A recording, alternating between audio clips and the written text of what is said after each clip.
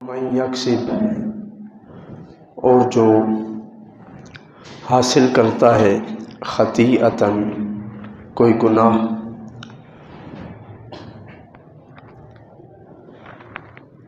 او اسمن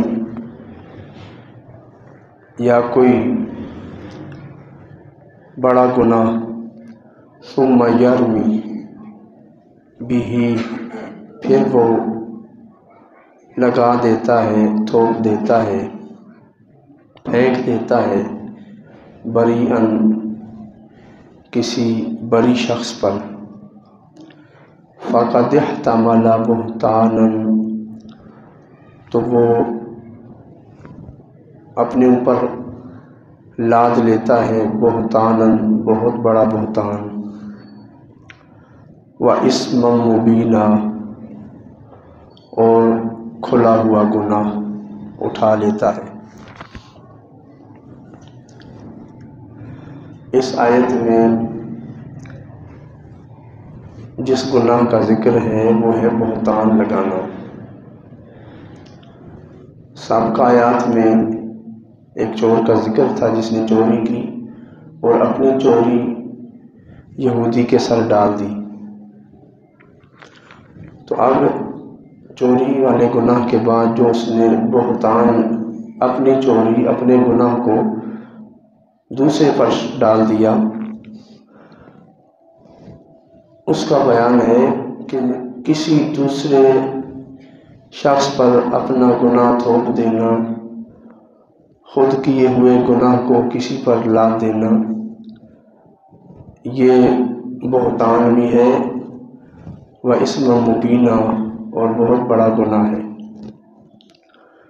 یہ کھلا گناہ ہے، کھلی گمراہی ہے، یعنی بہتان بذات خود گناہ ہے، لیکن ساتھ فرمایا اسم مبین ہے کہ کسی بڑے شخص کو گناہ گار کہہ کر اسے سزا دلوانا اور اس کا نقصان کرنا، یہ گناہ پر گناہ ہے، اس لیے اس بات کو الگ آیت میں ذکر کیا گیا۔ اور ساتھ ہی فرمایا وَمَن یکسب خطیئۃ او اسما، خطا ہو یا گناہ ہو، چھوٹا گناہ کیا، خطا کی، او اسما، یا بڑا گناہ کیا، دونوں کو، چاہے چھوٹا گناہ ہے، چھوٹے گناہ کو بھی اگر کسی دوسرے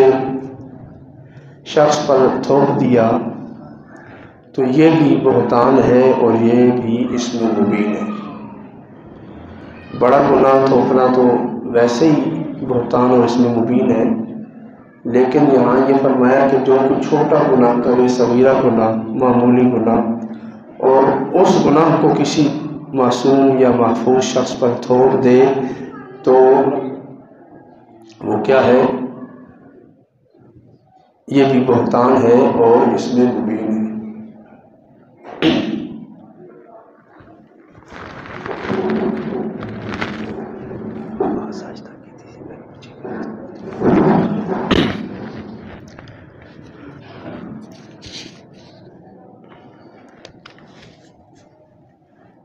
تو یہ فرق اللہ رب العزت نے ہمیں سمجھایا کہ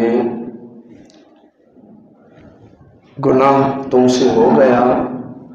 تو اب اس کا خمیازہ بھی تم ہی بھگتو، اور اس کو تسلیم کرو، اور دنیا میں جو اس کی سزا ہے اس کے لیے اپنے آپ کو پیش کرو، اپنے کیے ہوئے گناہ کو کسی پر مت تھوپو، کہ یہ بہتان ہے اور یہ اللہ کو سخت ناپسند ہے، اور یہ اللہ کی نگاہ میں اس میں مبین ہے، کھلی گمراہی ہے۔ اس میں مبین کہہ کر اس گناہ کے بھاری بوجھ ہونے کی طرف اشارہ کیا کہ یہ بہتان ہے، بہت بڑا بوجھ ہے اور بہت بڑا جرم ہے، جس کی سزا بہت زیادہ سخت ہے، کہ جسے اٹھانے کی تم میں پھر طاقت اور سکت نہیں ہوگی۔ بہتان اس تہمت یا الزام کو کہا جاتا ہے کہ جسے سن کر بندہ ششدر رہ جائے، حیران و پریشان ہو جائے، بندے کے ہوش اڑ جائیں۔ اس لیے بہتان کو بہتان کہتے ہیں کہ ایک معصوم شخص جس نے گناہ نہیں کیا، اس ایک خاص گناہ سے محفوظ اور معصوم بندے پر جب وہ الزام لگا دیا جاتا ہے تو اس کے ہوش اڑ جاتے ہیں، اس کا دل و دماغ ساتھ چھوڑ دیتا ہے۔ اس لیے اس کو بہتان قرار دیا گیا، بہتان کہا گیا۔ اس لیے بہتان لگانا مطلقاً حرام ہے، کسی پر بھی لگایا جائے، چاہے مسلمان ہو یا کافر ہو۔ جیسا کہ یہاں جس گناہ کا ذکر ہے اور بہتان کا ذکر ہے، وہ ایک مسلمان نے ایک یہودی پر لگایا تھا، تو بہتان مطلقاً حرام ہے، کسی پر بھی لگایا جائے، کسی طرح لگایا جائے۔ کوئی عیب، اپنا عیب اٹھا کر دوسرے پر تھوپ دینا، یہ بہت بڑا گناہ ہے، اللہ تعالیٰ کو سخت ناپسند ہے، اور اس سے مسلمانوں کو روکا گیا کہ فرمایا فَقَدِ احْتَمَلَ وَمَن يَكْسِبْ خَطِيئَةً أَوْ إِثْمًا ثُمَّ يَرْمِ بِهِ بَرِيئًا، جس نے کسی بری شخص پر اپنا کیا ہوا گناہ تھوپ دیا تو اس نے بہتان اٹھا لیا، وَإِثْمًا مُبِينًا، اور بہت بڑا گناہ اس نے اٹھا لیا۔ اب اس کا جو وبال اس پہ آئے گا اس کا تصور بھی وہ نہیں کر سکتا، اس کا وبال اتنا زیادہ ہے۔ کبیرہ گناہوں میں بہتان ایسا گناہ ہے کہ جس کے دنیاوی مفاسد جو ہیں، عام زندگی میں جو مفاسد ہیں وہ بہت سارے ظاہر ہوتے ہیں، بہت ساری زندگیاں اس سے تباہ ہوتی ہیں، بہت سارے معاملات بہتان کے ساتھ خراب ہوتے ہیں۔ تو بہتان لگانے میں غیبت بھی پائی جاتی ہے، غیبت کا گناہ بھی شامل ہے، تو اس لیے فرمایا گیا کہ اس چیز سے بچو کہ یہ بہت بڑا گناہ ہے۔ اب بہتان لگانا، اپنا گناہ کسی پر تھوپ دینا، چاہے کوئی بھی ہو، یہ درست عمل نہیں ہے، نبی علیہ السلام کی تعلیمات کے خلاف ہے، اور نبی علیہ السلام کے جو صحابہ تھے ان کا عمل یہ ہوتا تھا کہ گناہ ہو جاتا تو حضور کی بارگاہ میں حاضر ہو کے عرض کر دیتے، یا رسول اللہ صلی اللہ علیہ وسلم یہ گناہ مجھ سے ہو گیا ہے۔ حضور فرماتے کوئی گواہ ہے؟ کہتے گواہ کوئی نہیں ہے، لیکن میں اقرار کرتا ہوں کہ یہ گناہ میں نے کیا ہے، مجھے اس کی سزا دی جائے۔ کہ وہ جانتے تھے کہ قیامت کے دن قبر میں اس کا کیا ہمیں وبال بھگتنا پڑے گا، ہمیں کیا اس کا جو کفارہ ہے وہ ادا کرنا پڑے گا۔ اس لیے نبی علیہ السلام کے صحابہ خود حضور کی بارگاہ میں پیش ہو جاتے اور اپنے کیے ہوئے کا اقرار کرتے اور اس کی سزا کی طلب کیا کرتے تھے۔ انسان سزا سے بھاگتا ہے، لیکن رحمت عالم صلی اللہ علیہ وآلہ وسلم کے جو صحابہ تھے وہ خود حاضر ہو کر عرض کرتے، یا رسول اللہ صلی اللہ علیہ وسلم ہم سے یہ گناہ ہوا ہے، ہم نے یہ ظلم کر دیا ہے، اب آپ جو ہے اس کی سزا ہم پر جاری فرمائیں۔ نہ صرف مرد حضرات بلکہ خواتین کی بھی یہی حالت تھی کہ وہ اپنے گناہ کو کھول کر پیش کر دیتی اور اس پر فیصلہ چاہتی تھی۔ اسی طرح صحابہ کرام رضوان اللہ تعالیٰ علیہ اجمعین کے جو ادوار گزرے خلفائے راشدین کے، اس میں بھی یہی صورتحال ہوتی تھی کہ کوئی بندہ دوسرے پر بہتان نہیں لگاتا تھا، اپنا عیب کسی پر نہیں تھوپتا تھا، بلکہ اپنے عیب، اپنے جرم اور اپنے گناہ کی سزا کی وہ خود طلب کیا کرتے تھے کہ یہ سزا کا جاری ہونا توبہ کے مکمل ہونے کی دلیل ہے۔ گناہ جو حقوق العباد سے متعلق ہے یا حقوق اللہ سے متعلق ہے اس کی توبہ تو یہ ہے کہ رب کی بارگاہ میں اس پر شرمندگی کا اظہار کیا جائے، آئندہ نہ کرنے کا وعدہ کیا جائے اور اس کی سچے دل سے معافی مانگی جائے، آنسو بہائے جائیں، یہ توبہ ہے۔ لیکن جو گناہ حدود و تعزیرات رکھتے ہیں، جن گناہوں کے کرنے پر حدود ہیں یا تعزیرات شریعت نے مقرر کی ہیں، ان کی صرف توبہ نہیں ہوتی بلکہ ان پر حد کا جاری ہو جانا یا تعزیر کا جاری ہو جانا اس گناہ کی توبہ ہوا کرتی ہے۔ حدود اور تعزیرات کے جو گناہ ہیں ان میں توبہ کے لیے شرط ہے کہ ان پر گواہی کے مطابق حد یا تعزیر جاری ہو جائے، سزا جو ہے دنیاوی سزا اس پر جاری ہو جائے، سزا بندہ بھگت لے تو پھر وہ اس جرم سے پاک ہو گیا، اس جرم سے اس کی خلاصی ہو گئی اور اب وہ جرم اس کا رب کی بارگاہ میں معاف ہو گیا۔ تو توبہ کے لیے صغیرہ ہو گناہ یا کبیرہ اس کی توبہ ہو سکتی ہے، لیکن جس نوعیت کا گناہ ہے اسی نوعیت کی توبہ ہوگی۔ کفر اور شرک سے بھی توبہ ہے کہ بندہ مسلمان ہو جائے، اپنا کفر چھوڑ دے، شرک چھوڑ دے۔ نبی علیہ الصلوۃ والسلام نے فرمایا کہ جو بندہ اسلام قبول کر کے مسلمان ہوتا ہے تو اللہ اس کے پچھلے سارے گناہوں کو معاف کر دیتا ہے، اس کے گناہوں کی عمارت زمین بوس ہو جاتی ہے۔ جیسا کہ نبی علیہ الصلوۃ والسلام نے جب اسلام کا اعلان کیا، ایمان کی دعوت دی، اپنی نبوت کا اظہار فرمایا، تو اکثر لوگ مخالف تھے اور نبی علیہ الصلوۃ والسلام کے خلاف ہو گئے، تنقید کرنے لگے، بعض زیادتیاں کرنے لگے، ظلم کرنے لگے، تو اکثر وہ لوگ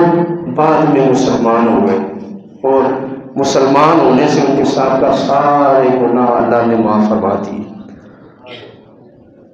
مکہ فتح ہوا تو نبی علیہ الصلوۃ والسلام نے عام اعلان فرمایا جو ہتھیار پھینک دے گا فلاں فلاں گھر میں چلا جائے گا، اسے امن ہے۔ پھر حضور علیہ الصلوۃ والسلام بیعت فرما رہے تھے،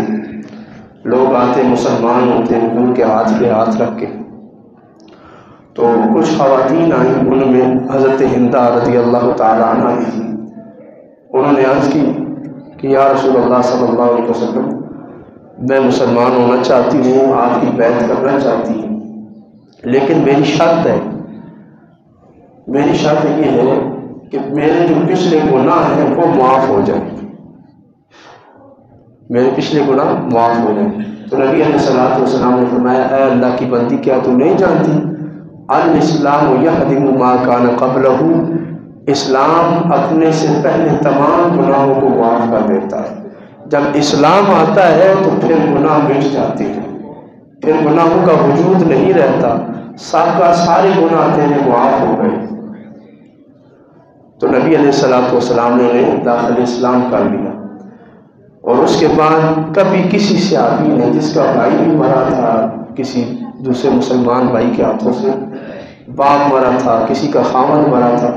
تو انہوں نے کبھی دوسرے کو اشارے سے بھی کبھی یہ نہیں کہا کہ تو نے میرے بھائی کو قتل کیا تھا حالت کفر میں، ان کے کفر کی حالت کو کبھی یاد ہی نہیں کیا، کیونکہ اسلام نے جب وہ گناہ معاف کر دیے تو اب ان کو یاد کرنا یہ بذات خود ایک کفر ہے، انہیں یاد کرنا اور ان کی وجہ سے تنقید کا نشانہ کسی کو بنانا یہ بذات خود ایک کفر ہے۔ جیسا کہ مشہور ہے بات، حضرت عمر رضی اللہ تعالیٰ تلوار لے کر حضور کو شہید کرنے کے ارادے سے آئے، لیکن آ کر مسلمان ہو گئے، حضور نے معاف کر دیا، اپنا قریبی کر لیا، اور اتنا قریبی کیا کہ حضور نے فرمایا کہ اللہ نے میرے 2 وزیر آسمانوں پر مقرر کیے ہیں اور 2 وزیر زمین پر مقرر کیے ہیں، ایک وزیر زمین پر میرا ابو بکر ہے اور دوسرا وزیر میرا عمر ہے۔ حضور نے انہیں اپنا وزیر مقرر کر دیا۔ تو اب اگر کوئی شخص ان کے سابقہ گناہوں کو یا حالت کفر کو یاد کرتا ہے تو وہ دین اسلام پر اور ان کی مسلمانی پر شک کرتا ہے، اور یہ بذات خود ایک کفر ہے کہ رسول اللہ نے ان کے اسلام کی گواہی دی اور انہیں شانوں سے نواز دیا ہے۔ تو اس لیے بہتان کی بہت ساری صورتیں ہیں، ان میں سے ایک صورت یہ بھی ہے کہ ایک بندہ جس نے گناہ کیا اس سے توبہ کر لی، اس سے ہاتھ اٹھا لیا، اس کی سزا بھگت لی، پکی توبہ کر لی، اب کوئی اس کا دوست اس کے سابقہ گناہ کو یاد کروائے اور اس وجہ سے اس پر تنقید کرے تو یہ بھی بہتان ہے، یہ بھی بہتان ہے اور اس میں مبین ہے۔ اس سے ہمیں بچنا چاہیے کہ کوشش کرنی چاہیے جو توبہ کر کے آ گیا ہے اس کو اس توبہ پر استقامت رکھنے کے لیے ہم اس کے معاون بن جائیں، اس توبہ پر قائم رکھنے والے ہم بن جائیں کہ وہ اس توبہ پر پکا پکا آ جائے اور اس راہ پر آ جائے، دین کی راہ پر آ جائے۔ اس لیے اللہ تعالیٰ نے فرمایا فقد احتمل، اب اگر کوئی اس پر بہتان لگائے گا تو وہ خود اپنے اوپر اس کا وبال لاد رہا ہے، وہ بوجھ خود وہ برداشت کر رہا ہے اور اب وہ اس میں مبین کا شکار ہوا ہے جس سے توبہ کرنا لازم ہے۔ وَلَوْلَا فَضْلُ اللَّهِ عَلَيْكَ وَرَحْمَتُهُ، اے حبیب پیارے، یہ اللہ کا فضل اور اللہ کی رحمت آپ کے ساتھ تھی، اگر یہ آپ پر اللہ کا فضل اور رحمت نہ ہوتی لَهَمَّتْ طَائِفَةٌ مِّنْهُمْ أَن يُضِلُّوكَ، تو ایک گروہ نے تو یہ پکا تہیہ کر لیا تھا کہ آپ کو راہ راست سے ہٹا دیں، آپ کو گمراہ کر دیں۔ آپ کو گمراہ کرنے کے لیے بھی لوگوں نے پوری کوشش کی ہے۔ نبی علیہ السلام کو راہ راست سے ہٹانے کی لوگوں نے پوری کوشش کی، سر دھڑ کی بازی لگائی، لیکن اللہ فرماتا ہے لولا فضل اللہ علیہ ورحمتہ، اے حبیب یہ اللہ کا فضل اور اللہ کی رحمت آپ کے ساتھ ساتھ تھی کہ آپ زندگی میں کبھی بھی راہ راست سے نہیں ہٹ سکے، آپ کو کوئی بھی گمراہ نہیں کر سکا، یہ محض اللہ کا فضل اور اس کی رحمت آپ کے ساتھ تھی۔ لَهَمَّتْ طَائِفَةٌ، لوگوں نے تو پوری کوشش کی ہے کہ آپ کو راہ راست سے ہٹا دیں۔ حضور علیہ السلام کی زندگی اس بات پر گواہ ہے کہ کفار مکہ نے، سرداران مکہ نے لالچ دیا کہ آپ اگر کسی علاقے کی حکومت چاہتے ہیں تو ہم آپ کو حکومت دینے کے لیے تیار ہیں، آپ چاہتے ہیں عرب کی کسی حسین و جمیل عورت سے شادی کرنی ہے تو ہم اس سے آپ کی شادی کروا دیتے ہیں، آپ کو اگر مال و دولت چاہیے تو آپ جتنا مال لینا چاہیں ہمیں بتائیں، ہم جمع کر کے آپ کو دے دیں گے، ہمارے بتوں کے بارے میں بولنا چھوڑ دیں۔ یہ پیشکش کی گئی تو حضور نے فرمایا کہ اگر سورج لا کر میرے دائیں ہاتھ پہ اور چاند لا کر بائیں ہاتھ میں بھی رکھ دو تو میں اسلام کی راہ سے کبھی نہیں ہٹوں گا، میں کلمہ توحید سے کبھی بھی نہیں پھر سکتا، میرا یہ سب کچھ، میری یہ تگودو، میری تبلیغ، میری دعوت دین دنیا کے لیے نہیں ہے، فقط للہ رب العالمین، اللہ کی خوشنودی کے لیے۔ اسی طرح ایک قبیلہ آیا نبی علیہ السلام کے پاس اور کہنے لگے ہم آپ کی بیعت کرتے ہیں، ہم آپ کے ہاتھ سے اسلام قبول کرتے ہیں، لیکن جو بت ہم نے گھروں میں رکھے ہوئے ہیں ہم انہیں نہیں توڑیں گے، ہم وہ بت نہیں توڑیں گے، اور جو ہمارا عزا ہے جس کی ہم پوجا کرتے ہیں 1 سال تک ہم اس کی پوجا جاری رکھیں گے، سال بعد پھر ہم اس کو چھوڑ دیں گے۔ تو نبی علیہ السلام نے فی الفور انکار فرما دیا کہ ایسا نہیں ہو سکتا کہ اسلام کے ساتھ ساتھ کفر اور شرک بھی جاری رہے، میں اس کی ہرگز اجازت نہیں دیتا۔ تو اس موقع پر یہ آیت دوبارہ نازل ہوئی وَلَوْلَا فَضْلُ اللَّهِ عَلَيْكَ وَرَحْمَتُهُ لَهَمَّتْ طَائِفَةٌ مِّنْهُمْ أَن يُضِلُّوكَ، تو غور فرمائیں اگر رسول اللہ صلی اللہ علیہ وآلہ وسلم کو راہ راست سے ہٹانے کے لیے یہود و نصارہ نے اتنی کوشش کی کہ آپ اس راہ سے تھوڑا سا ہٹ جائیں، تھوڑی سی لچک دے دیں، معمولی سی نرمی آپ اختیار کر لیں، نرم گوشہ جس کو کہتے ہیں، نرم گوشہ ہمارے لیے رکھ لیں، ہم مسلمان بھی ہو جاتے ہیں، ہمارے جو بھائی شرک کر رہے ہیں وہ بھی کرتے رہیں، معاملات سارے اسی طرح چلتے رہیں۔ تو نبی علیہ السلام نے انکار فرما دیا اور رب نے کیا فرمایا؟ یضلوک، یہ آپ کو گمراہ کرنے کی سازش تھی۔ تو جب رسول اللہ صلی اللہ علیہ وآلہ وسلم کو گمراہ کرنے کے لیے یہود و نصارہ اس حد تک گئے ہیں،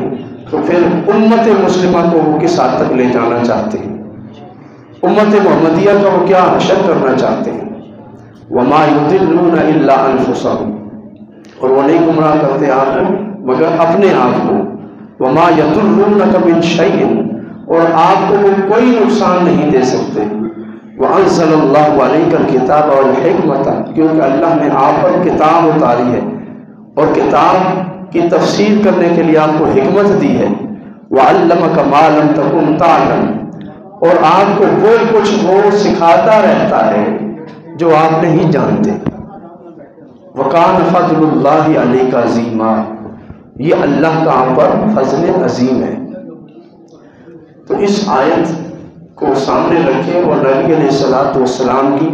شان کو دیکھیں کہ ایک طرف کفر و شرک ہے، انہوں نے دبانے کی بھی کوشش کی اور نرم کرنے کی بھی کوشش کی کہ جو سختی ہے، جو تشدد ہے شرک کے خلاف، یہ کم ہو جائے۔ آج بھی یہودی ہم سے کیوں خوش ہوتا ہے؟ نصارہ ہم سے کیوں خوش ہوتے ہیں؟ ہم ان کی تقریب میں کیک کاٹ دیں، وہ ہم سے خوش ہیں کہ ٹھیک ہے جی، انہوں نے ہمارے یسوع مسیح کو خدا تسلیم کر لیا۔ تسلیم نہیں بھی کیا، کم از کم ہمیں ایک مذہب تسلیم کر لیا ہے۔ ہندوؤں کی مورتیوں پہ ہم جا کے دودھ چڑھاتے ہیں، وہ ہم سے خوش ہیں کہ ٹھیک ہے، انہوں نے ہمیں مذہب تسلیم کر لیا ہے۔ وہ ہم سے کیا چاہتے ہیں کہ تم اپنے ملک میں یہ وزارت قائم کرو، وزارت مذہبی امور و ہم آہنگی۔ اس کا کیا مطلب ہے؟ اتحاد بین المذاہب، کہ جس طرح اسلام ایک دین اور مذہب ہے، اسی طرح باقی یہودیت، عیسائیت، ہندو مت، بدھ مت، یہ بھی ایک مذہب ہے، ان کو بطور مذہب تسلیم کر لیا جائے۔ اور ہم نے کر لیا، وہ ہم سے خوش ہو گئے۔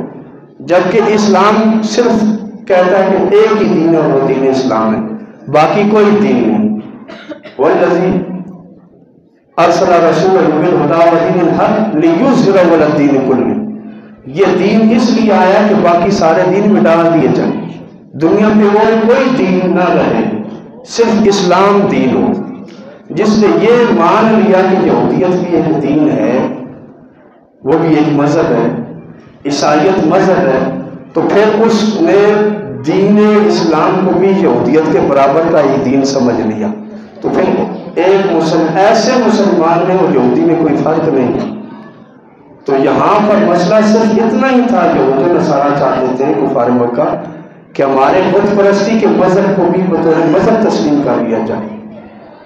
آج سعودیہ میں بھی اس کو مذہب تسلیم کر کے ان کو گردوارے اور چرچ بنا کے دیے جا رہے ہیں۔ دنیا کی سب سے بڑی جو بت پرستی کی عبادت گاہ بنی ہے، وہ سعودیہ بنا رہا ہے، سونے کے بت بنا کے ان کو دیے جا رہے ہیں۔ تو یہ آج ہماری گمراہی کی انتہا ہو چکی ہے۔ تو اللہ رب العزت فرماتا ہے کہ جب تک تم میں کتاب اور حکمت موجود ہے تو تم گمراہ نہیں ہو سکتے۔ کتاب کو تم پکڑ لو، اس کی جو تفسیر سنت ہے اس کو تم پکڑ لو تو تم گمراہ نہیں ہو سکتے۔ یہ اللہ کا فضل اور رحمت تمہارے سامنے حال رہے گی۔ لیکن اگر تم نے دین اسلام کی انفرادیت سے منہ موڑ لیا اور ان کے کہنے پہ نرم گوش اختیار کر لیا، تو پھر اگر تم ان کے کہنے میں گمراہ ہو گئے تو پھر اللہ سے تم کوئی امید نہ رکھو۔ اور یہاں پر اپنے محبوب کی شان کا اظہار فرما دیا کہ ہم نے اپنا فضل اور اپنی رحمت اپنے محبوب کے ساتھ لگا دی ہے۔ اب اللہ کا فضل صرف محبوب کو ہوگا یا محبوب کے غلاموں کو ہوگا؟ اللہ کی رحمت ہوگی تو صرف محبوب پر ہوگی یا محبوب کے ان امت محمدیہ کے غلاموں پر ہوگی؟ اب اللہ کی رحمت اور اللہ کا فضل کسی کی طرف منسوخ نہیں کیا جا سکتا۔ یہودی بھی کہتا ہے ہم پر اللہ کا فضل ہے، رحمت ہے، عیسائی بھی کہتا ہے، ہندو بھی کہتا ہے، وہ کہتے ہیں جو رحمان ہے وہی رام ہے، جو رام ہے وہی رحمان ہے، اور وہ بھی اس رحمت و فضل کو اپنی طرف منسوخ کرتے ہیں۔ اور اس آیت میں اللہ فرماتا ہے کہ اللہ کا فضل اور اس کی رحمت صرف محمد رسول اللہ صلی اللہ علیہ وآلہ وسلم کے لیے۔ اب وہ رحمت اور فضل کا معاملہ اس امت کے ساتھ خاص ہو گیا ہے اور کتاب و حکمت انہیں دے دی گئی، اور حضور کو فرمایا وَعَلَّمَكَ مَا لَمْ تَكُنْ تَعْلَمْ، ہم آپ کو وہ باتیں بتا دیتے ہیں جو آپ نہیں جانتے۔ جیسے چور کی چوری پر گواہ موجود نہیں تھے، لیکن اللہ رب العزت نے اس چور کی حقیقت حضور کو بتا دی۔ جو رات کو انہوں نے میٹنگ کی، مشاورت کی کہ اس طرح ہم کرتے ہیں تو ہم اس سے بچ جائیں گے، وہ ساری میٹنگ کی حضور کے سامنے کھول کر رکھ دی گئی، ان کے دلوں کے حال حضور کو بتا دیے گئے، جو غیبی امور تھے نبی علیہ السلام کو بتا دیے گئے۔ اس لیے اللہ فرماتا ہے عَلَّمَكَ مَا لَمْ تَكُنْ تَعْلَمْ، جو آپ کے علم میں پہلے نہیں تھا ہم آپ کو بتا دیتے ہیں۔ وَكَانَ فَضْلُ اللَّهِ عَلَيْكَ عَظِيمًا، اور یہ اللہ کا فضل آپ پر ہے، اور یہ محض فضل نہیں ہے، فضل اللہ علیہ عظیمہ، یہ اللہ کا بہت بڑا فضل ہے آپ پر، اللہ کا بڑا فضل ہے آپ پر۔ فضل عظیم آپ کے ساتھ ہے کہ اللہ تعالیٰ نے اب اپنی ساری نعمتیں آپ کو دے دی، اور جو کمال مطلق تھا اس کا مالک بھی آپ کو بنا دیا۔ جس نعمت کو دنیا نعمت سمجھے گی اس نعمت کا اعلیٰ درجہ اے محبوب ہم نے آپ کو دے دیا، فضل عظیم آپ کو دے دیا۔ خالق کل نے آپ کو مالک کل بنا دیا، دونوں جہاں ہیں آپ کے قبضہ و اختیار میں۔ مالک کائنات ہمیں نبی علیہ السلام کی شان سمجھنے کی توفیق عطا فرمائے۔ وآخر دعوانا الحمد للہ رب العالمین۔